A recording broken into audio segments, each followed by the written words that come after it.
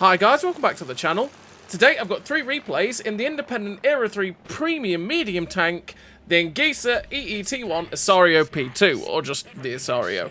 This is the tank that you will be getting at level 100 in the old Season Pass if you bought the Season Pass for 2,000 gold, which you should do if you think you're going to complete the Season Pass because you get that 2,000 gold back, so it's always a worthy investment because then you can get a tank like this for free, which is an absolutely fantastic premium tank. It is unbelievable. To be honest, it's one of the best tanks in Era 3. And that's because the gun handling is amazing. The mobility is, well, pretty damn good. The armour is very, very workable. And the DPM is absolutely nutty. Which is probably, to be honest, one of the things that's too good on this vehicle is the fact that the DPM is just way, way, way too good. And it probably makes it go from to the point where you're going, this tank's probably a little bit overpowered. And that's because you have 7.8k DPM. You got a 4.20 second reload, which is 3.8 seconds when you're boosting with food, as you can see here. That is utterly phenomenal. And it is absolutely bonkers. You just tear tanks to shreds in the blink of an eye. You can do it far better than any other tank in Era 3. And it is insane. You are basically an AMX-40, the Tech Tree Western Alliance line tank, mid-Era 3, I should say.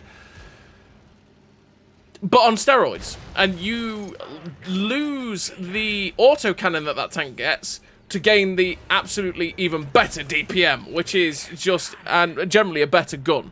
And yeah, this tank is ridiculously good. And add to that, you've got 165% silver bonus, and you are making bank every single game in this tank. You are just making stupid amounts of silver all the time. It is very, very good for that. And like I say, for 2,000 gold on the Season Pass, it is 100% worth picking up for that.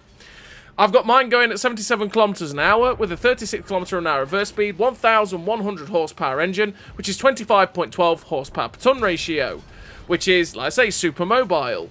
You've got 10% internal fire chance, which means this tank doesn't really get set on fire that much because it's on the lower end of fire chances. You've got 52 degree, nearly 53 degree a second hull rotation speed, which means this turns on a sixpence very, very fast. You've got 631 meters of view range, which is pretty good for an Era 3. You'll spot everything you're ever going to spot, as well as having true vision. 49.84 degree a second turret traverse speed means the turret traverse is slower than the track traverse, so that's something you might want to help with rapid aim, or, well, yeah, you might want to help that out as much as possible, because it is a little bit slower, but it's still super quick turret rotation. You've got 8 degrees of gun depression, which means you are very flexible on a ridgeline. You're not quite 10 degrees of gun depression, but 8 degrees is still fantastic for this kind of vehicle. And you've got 0.45 accuracy during rotation, with 0.63 accuracy during movement. And this is without the gun stabilizer. Oh boy, your accuracy on this gun is absolute filth. With a 0.13 accuracy at 100 meters and a 1.9 second aim time, the gun, without the gun stabilizer, is always ready to go. You are always super duper accurate, and because you've got 1,790 meters a second shell velocity, your tank is also very, very good at shooting at range.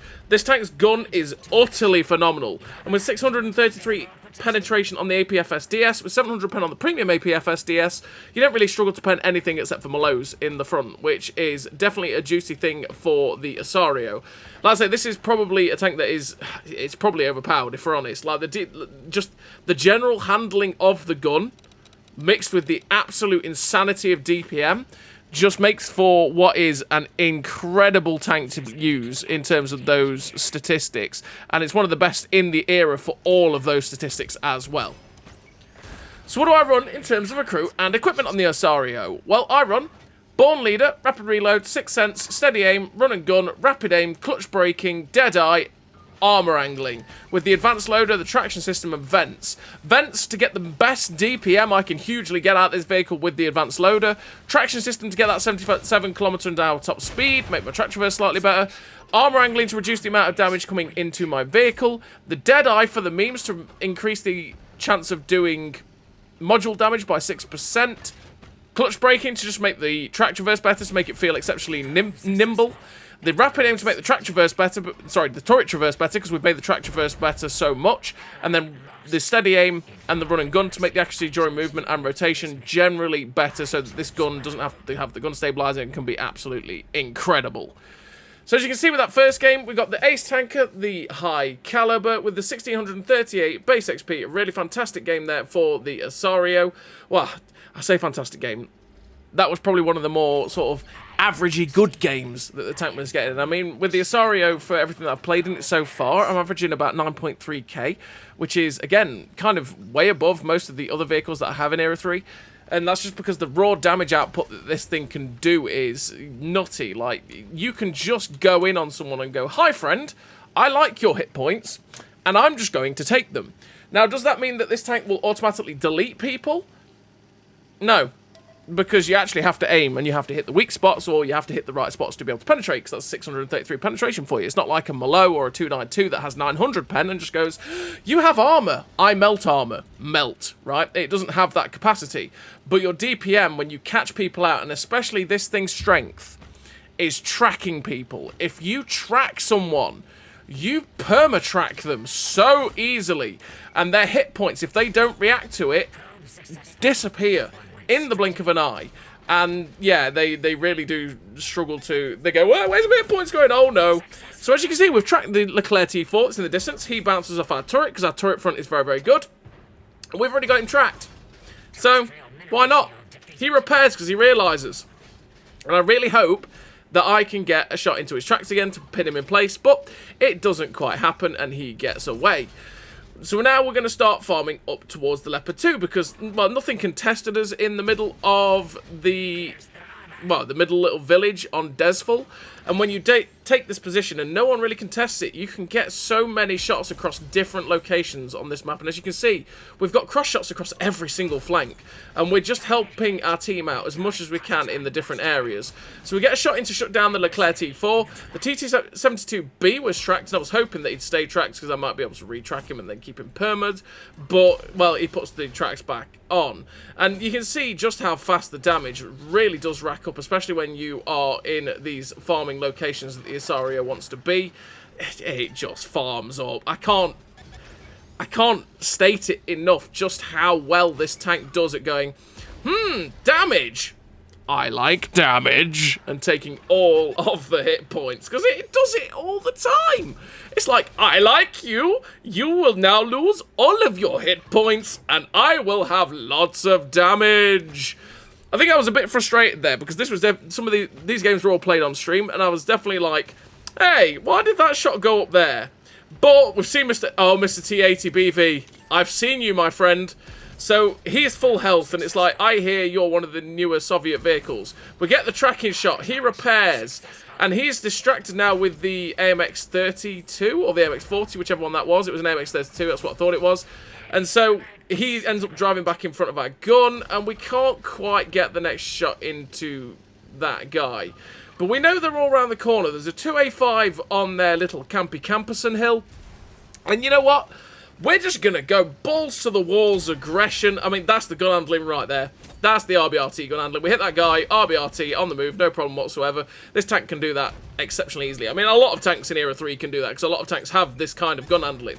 But a lot of these tanks in the Era also have to have, you know, they also have to have the equipment like gun stabilizers to make sure that they're guaranteeing that kind of action in the gun. This doesn't. And you can see, even when we've gone from full chat, we're swiveling the turret, everything. The aim circle basically never moves.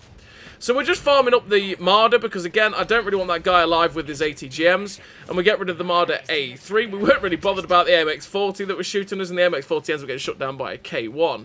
There's only 2 tanks left on the enemy team. There is the heavy tank and the light tank. And we know where the light tank is. He's spotted at C8. And we know where the heavy tank is. He's at F0.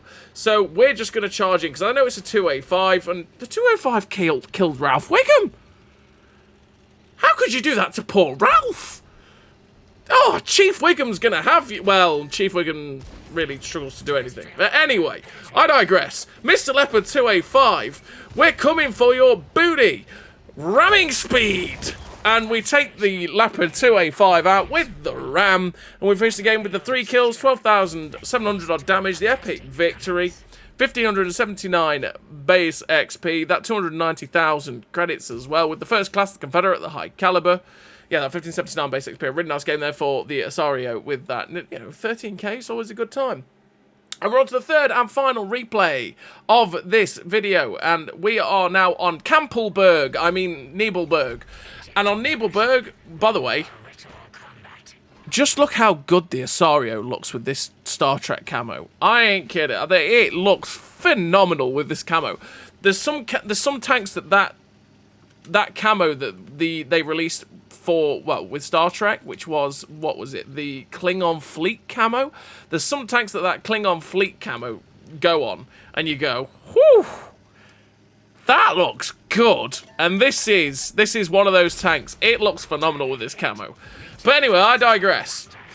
On Nibelberg, we've come to the middle of the map because I was going to go to J9 and fight on those little ridge lines, but none of my team went that way. They all went to the middle. So it's like, you know what?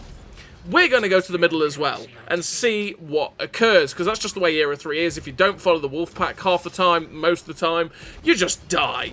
And there is no point in that, because usually you'll find that most of the teams will go one way. So, like, as you're finding, there's 5 people here. A lot of their team have gone the other way as well. So, I would have probably found a lot of their team and just died. So we're going to help smash our way through the enemy team with our team here. And we've got this Mr. Charlie 1, and it's like, Mr. Charlie 1, my 633 penetration laughs at you, my son. And we're just putting the shot straight through this guy's lower plate, and we finish him off. Now looking for the next target. We see the heavy tank on top who's been swarmed. It's a Charlie 2, and I think maybe I can get an RBRT as we come in. But sadly, we end up hitting the Leopard 2A5. And the Leopard 2A4 ends up shutting down the Charlie. We bounce off the T-72BM there, and I was like, oh. And again, I'm like, oh, okay, sure. Go for the lower plate, and we don't get any more damage. It's like, Mr. BM, okay, sir. You just take my shells, and you run away, because I don't want to shoot at you anymore. So, the BM manages to get away without taking any hits from us. We get the K1. It's like, Mr. K1, I'm coming for you, sir. We get an RBRT on the move. Driving into him, give him a little bit of a ram. Putting some shots straight into this guy. And like I say, because I know this guy's probably actually going to struggle to pen me, because the K1 has poor penetration, and frontally it's probably not going to pen me, and I would absolutely decimate him. That's what we do. The BM's here. We get a shot into the BM on the move, RBRT into his side, and finish him off in the blink of a 3.8 second reload. Hey, it's absolute filth. It really is. I don't really think it should have this good a DPM. I really don't. It's absolutely insanity. It really probably should be slightly lower DPM than it's got. And like I say, I think it's probably overpowered in that regard for sure. But, yeah, like I say, most of the tanks have DPM that are... They're probably like a second slower reload than we are. But they also don't quite have as good a gun as this. And their armor works probably just as well, if not worse. I mean, I know that this is technically a top-era vehicle, right? And the AMX-40 is a mid-era tank. But the fact that those two, well, this tank and the AMX-40 are so similar, but yet this gun is 100% flat out better. It has armor that can work, because the AMX-40 doesn't have armor. This does. And then you've got that insane DPM. You just lose, and all you lose is the 20mm autocannon, which can be a little bit awkward at times to use on the MX-40, just because of how good your standard DPM is already anyway. And, yeah, you obviously have the way better penetration as well. So it's one of those things that, yeah.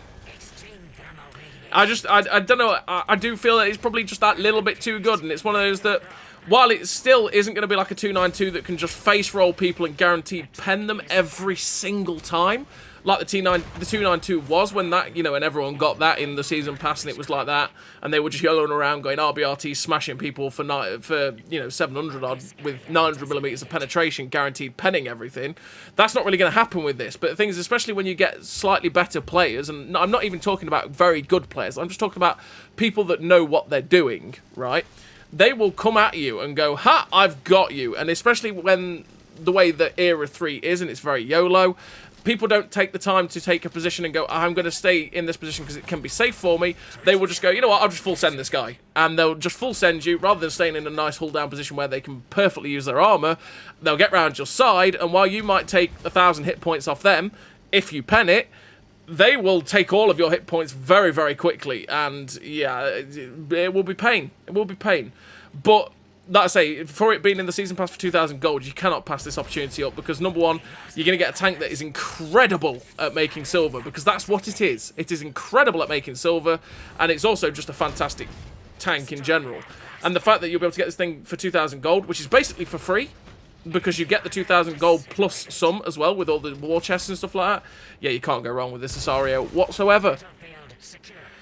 So we finished that third game with the fantastic score of the victory in our old Osorio. We finished with the 5 kills, 13.5k damage, 1,718 base XP, the 1,200 assistance, ace tanker, the high caliber, with, like I say, that base XP score, which is a really, really fantastic game in the Osorio. Like I say, it's a tank you'll be able to get for basically for free out the season pass if you just put the 2k gold in. Only do it, obviously, if you know you're going to finish the season pass. But if you do know you're going to finish the season pass and you have 2,000 gold, it is always 100% worth getting that season pass. So as always, everybody, thank you very much for watching, and I'll see you next time.